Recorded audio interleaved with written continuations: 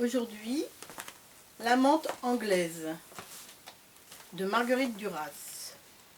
Marguerite Duras est née en 1914 à Saïgon, qui était alors Indochine française, et elle est décédée en 1996 à Paris.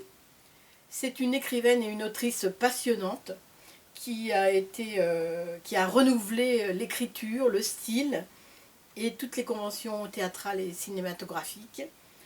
Elle a eu un prix Goncourt avec le célèbre roman L'Amant. Elle a participé, elle a écrit le scénario de Hiroshima, mon amour, film qui a été tourné par Alain Resnais. Elle a écrit le scénario et réalisé plusieurs films dont India Song. Elle a écrit Un barrage contre le Pacifique qui est autobiographique. Elle est dans la Pléiade maintenant en 4 volumes et elle a écrit de nombreuses pièces de théâtre. Ces textes sont traduits dans 35 langues et vendus à 5 millions d'exemplaires, dont 2 millions déjà pour L'Amant. Alors l'amante anglaise, c'est une pièce tirée d'un fait divers. Claire Lannes a tué sa cousine et l'a découpée en morceaux. Elle avoue son crime, mais elle se montre incapable d'expliquer pourquoi elle l'a commis.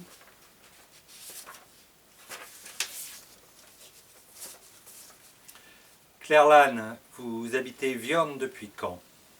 Depuis que j'ai quitté Cahors, à part 2 ans à Paris. Depuis votre mariage avec Pierre Lannes? Oui, c'est ça. Vous n'avez pas d'enfant? Non, Vous ne travaillez pas? non. Quel était votre dernier travail? Femme de service à la communale. On rangeait les classes. Vous avez reconnu être l'auteur du meurtre de Marie-Thérèse Bousquet, votre cousine. Oui, Vous connaissez aussi n'avoir eu aucun complice? Avoir agi seul? oui, Vous persistez à dire que votre mari ignorait tout ce que vous avez fait? tout. J'ai transporté les morceaux de la victime la nuit quand il dormait. Il ne s'est jamais réveillé. Je ne comprends pas ce que vous voulez. Parlez avec vous. Du crime? Oui. Ah bon? Nous allons commencer par ces trajets la nuit, entre chez vous et le viaduc. Vous voulez bien? Oui. Avez-vous rencontré quelqu'un pendant ces trajets? Je l'ai dit au juge. Une fois, j'ai rencontré Alfonso. C'est un homme qui coupe du bois à Viorne. Je sais. Il était sur la route, assis sur une pierre, à fumer. On s'est dit bonsoir. Quelle heure était-il? Entre 2h et 2h30 du matin, je crois. Il n'a pas eu l'air étonné? Il ne vous a pas demandé ce que vous faisiez là? Non. Lui-même était sur la route alors. À quoi faire d'après vous? Je sais pas, à attendre le jour peut-être, qui sait. Je ne sais rien là-dessus. Vous ne trouvez pas extraordinaire qu'il ne vous ait pas posé de questions? Non, Il vous a fait peur quand vous l'avez vu? non. Ce que j'étais en train de faire me faisait tellement peur. Je n'avais peur de rien d'autre. J'avais peur à devenir folle dans la cave. Qui êtes-vous? Un autre juge? Non. Est-ce que je suis obligée de vous répondre? Pourquoi? Cela vous ennuie de répondre? Non. Je veux bien répondre aux questions sur le crime et sur moi.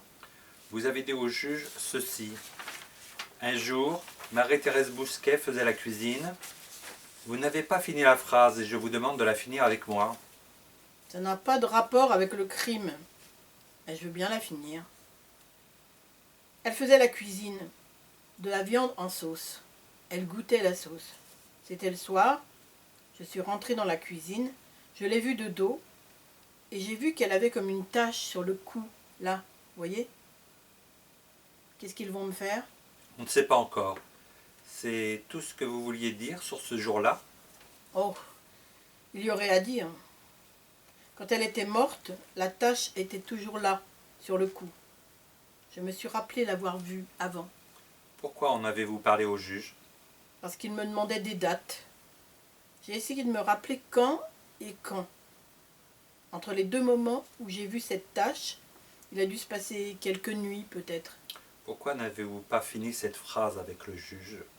Parce que ça n'avait rien à voir avec le crime. Je m'en suis aperçue au milieu de ma phrase. Je me suis rattrapée. Quand était-ce à peu près? Si je le savais, je n'aurais pas parlé de cette tache. Il faisait encore froid. Ce que j'ai fait, c'est impossible, je le sais. Vous n'aviez jamais vu cette tache avant? Non. Je l'ai vue parce qu'elle venait de changer sa coiffure et que son cou était à l'air. Cette coiffure changeait-elle aussi son visage? Non, pas son visage. Qui était Marie-Thérèse Bousquet? C'était une cousine à moi. Elle était sourde et muette de naissance. Il avait bien fallu lui trouver quelque chose à faire. Le travail de la maison lui plaisait. Elle était très forte. Elle était toujours contente. On m'a dit que du moment que je suis une femme, on va seulement me mettre en prison pour le restant de mes jours. Alors tous les jours qui me restent, tous, c'est dans ce seul endroit qu'ils vont se passer. Vous trouvez juste ou injuste d'être enfermé? Comme vous voudrez. Plutôt juste, mais aussi injuste.